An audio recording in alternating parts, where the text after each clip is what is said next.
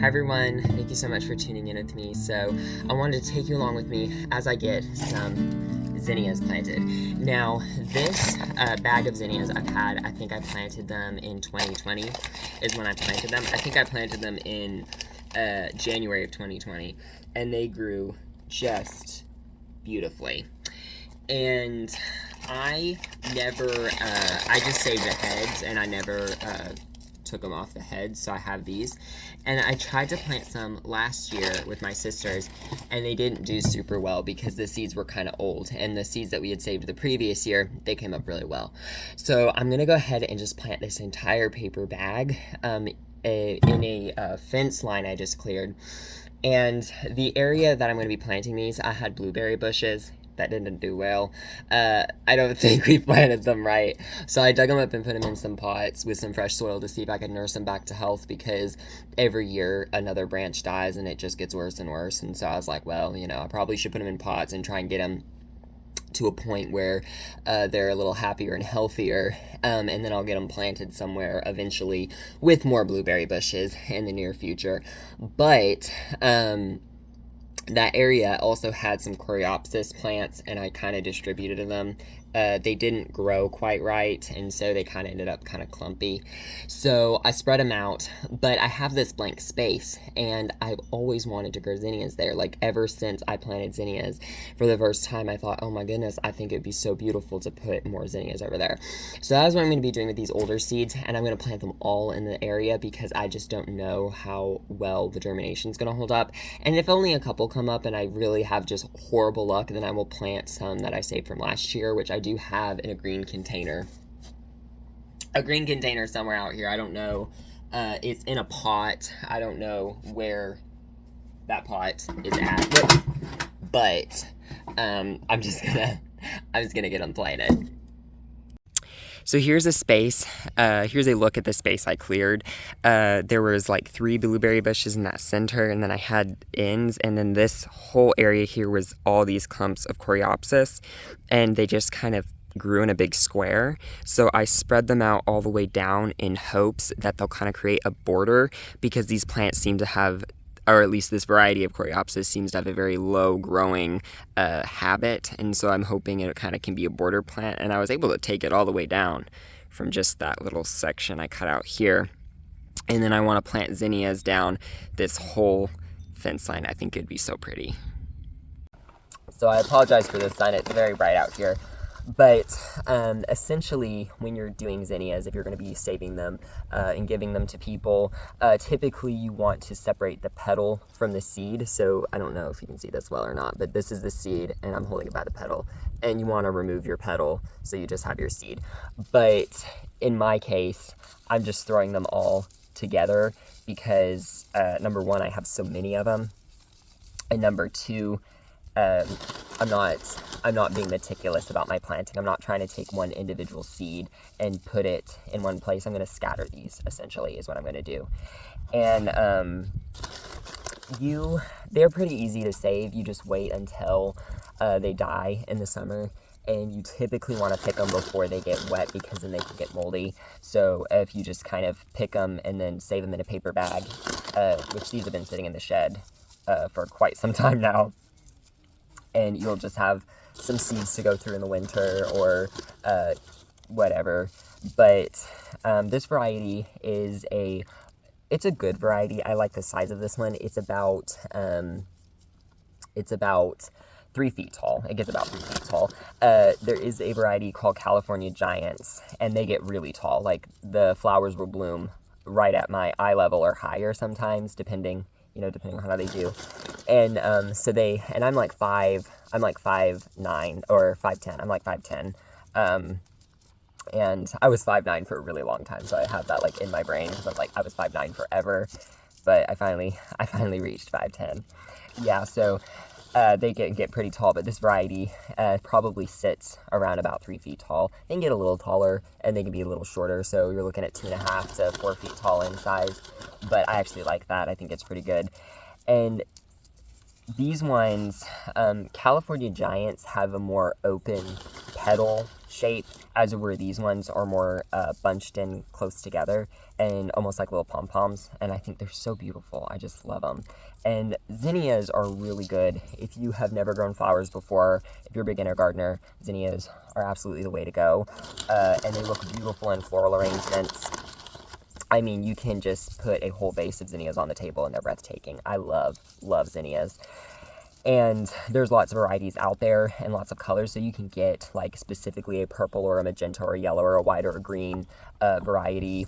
But the mixed varieties are a lot of fun to start with because you kind of get a feel for all the different colors.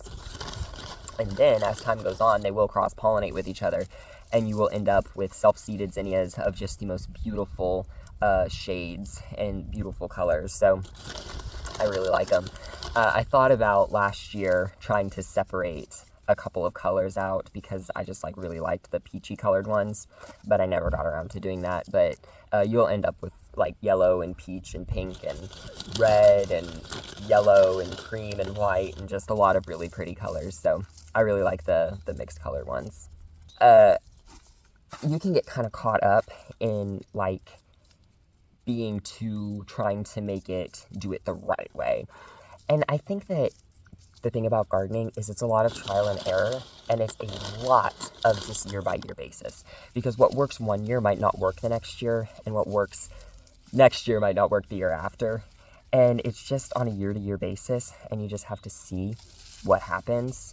And I don't think that you should get so caught up on doing, because there are little things that like matter, like, you know, I mean, you want to make sure you're watering your plants and stuff, but you know, making sure they're, you know, properly spaced and all that kind of stuff. I mean, it's one of those things where you kind of learn as you go, and you shouldn't be afraid just to throw some seeds in the ground, because the way that I learned to plant zinnias was in January. It was the end of January, and I was just like, I want to plant these zinnias. I think they're really pretty, and I want to put them in and see what happens, because I've never grown them before.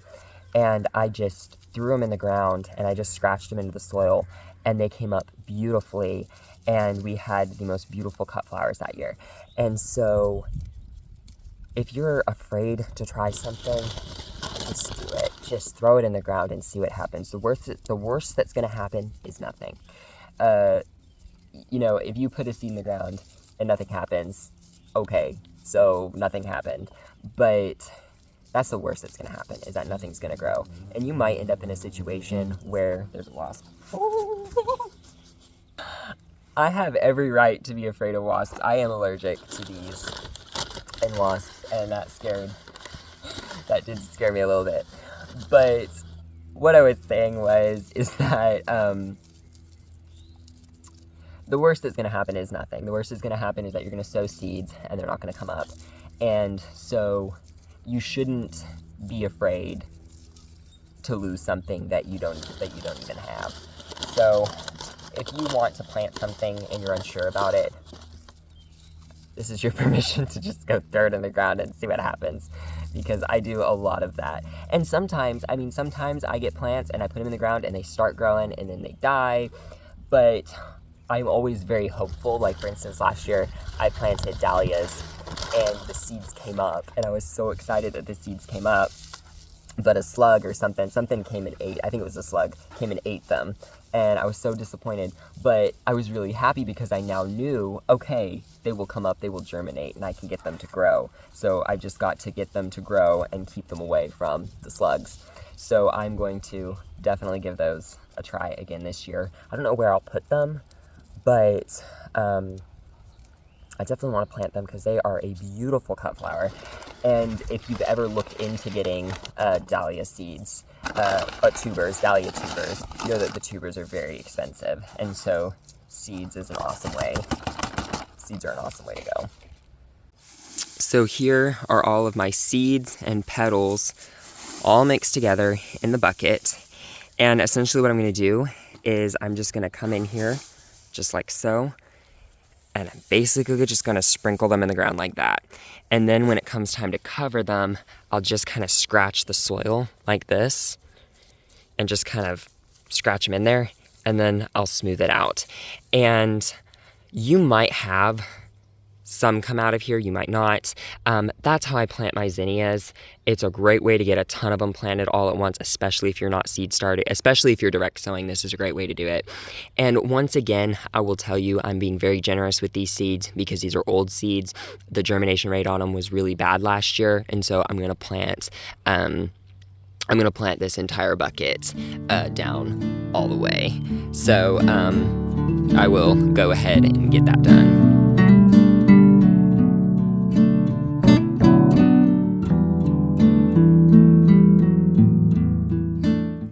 I know it's hard to see because the shadow of the sun, but they are all planted in here. It did not take long.